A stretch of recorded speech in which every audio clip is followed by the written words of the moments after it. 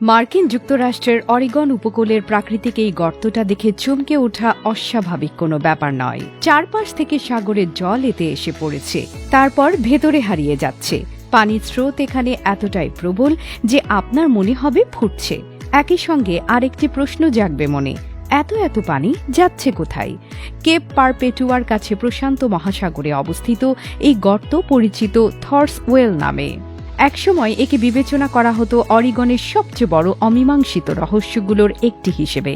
হঠাৎ দেখে আপনার মনে হতে পারে তলাবিহীন গর্তটা চারপাশের সাগরে সব পানি গিলে নিচ্ছে। একে কেউ বলে সিঙ্কহোল, কেউ নরকের দরজা, কেউ আবার প্রশান্ত মহাসাগরের পানি অপসারণের পাইপ। অবশ্য এমন নাম পাওয়াটা যে খুব একটা অস্বাভাবিক নয়। যারা এর কাছে গিয়েছেন, থর্স অয়েলে টকবক করে ফুটতে থাকা পানি চাক্ষুষ করেছেন, তারা সহজেই বুঝতে পারবেন। জোয়ারের সময় পানি যেন গেইজার বা উষ্ণ প্রস্রবণের পানির মতো লাফালাফি করতে থাকে। এ সময় 40 ফুট পর্যন্ত পৌঁছে যায় পানির উচ্চতা।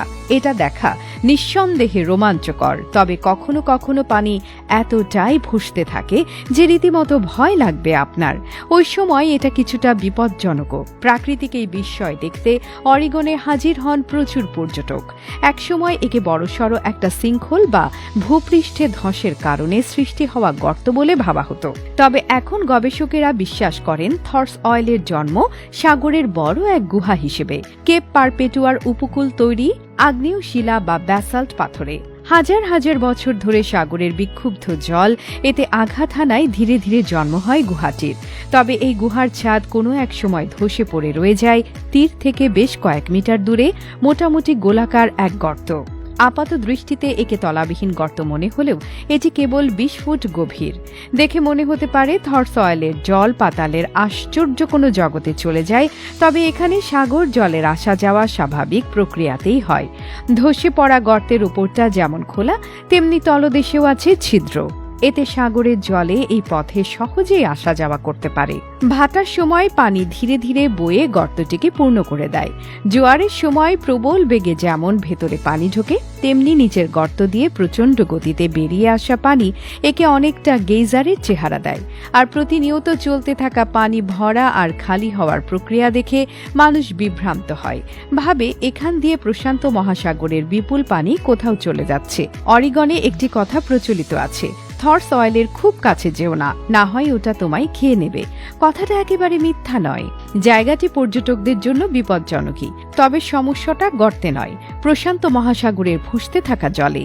বিশেষ করে জোয়ারের সময় নিরাপদ দূরত্ব রাখাটা জরুরি। অনেক আলোকচিত্রী মনের মতো একটি ছবি তোলার আশায় এর বেশি কাছে চলে যান। গর্তের আশপাশে সাগর জলের প্রবল স্রোতে ভেসে যাওয়ার কিংবা গর্তে পড়ার ঘটনা ঘটে কখনো কখনো।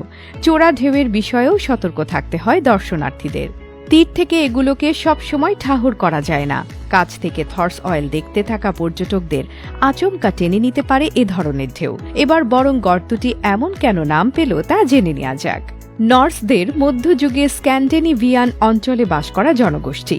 বজ্র দেবতা থরের নামে রাখা হয়েছে ভয়াল দর্শন গর্তটির নাম। স্থানীয় কিংবদন্তি অনুসারে অরিগন উপকূলের এই এলাকায় থর বজ্রের আঘাত হানেন, আর এতেই বিশাল গর্তটির সৃষ্টি হয়।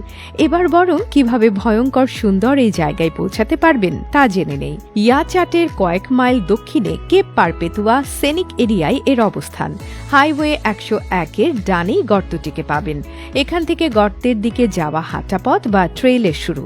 এখানে গাড়ি পার্ক করার ব্যবস্থা আছে। পার্কিং লট থেকেই দূরে গর্তটি দেখা যায়। তবে বেশিরভাগ মানুষই হেঁটে আরও কাছে থেকে দেখতে যান সুন্দর কিন্তু বিপজ্জনক থর্স অয়েলকে। জোয়ার কিংবা ঝড়ের সময় থর্স অয়েল রূপের ডালি মেরে দেয়। এ সময় পাথরের উপর দিয়ে আসা ফুঁসতে থাকা পানি গর্তে ঢোকে কিংবা গর্ত থেকে বের হয়ে যায়। তবে তখন বেশি কাছাকাছি গেলে ঢেউয়ের তোড়ে ভেসে যাবার আশঙ্কাও থাকে। তারপরও প্রকৃত প্রেমিক ও আলোকচিত্রীরা এর কাছে ভিড় জমান এই বিপজ্জনক সময়ে। তবে এমনিতে এখানে যাওয়ার সেরা সময় জোয়ারের 1 ঘন্টা আগে।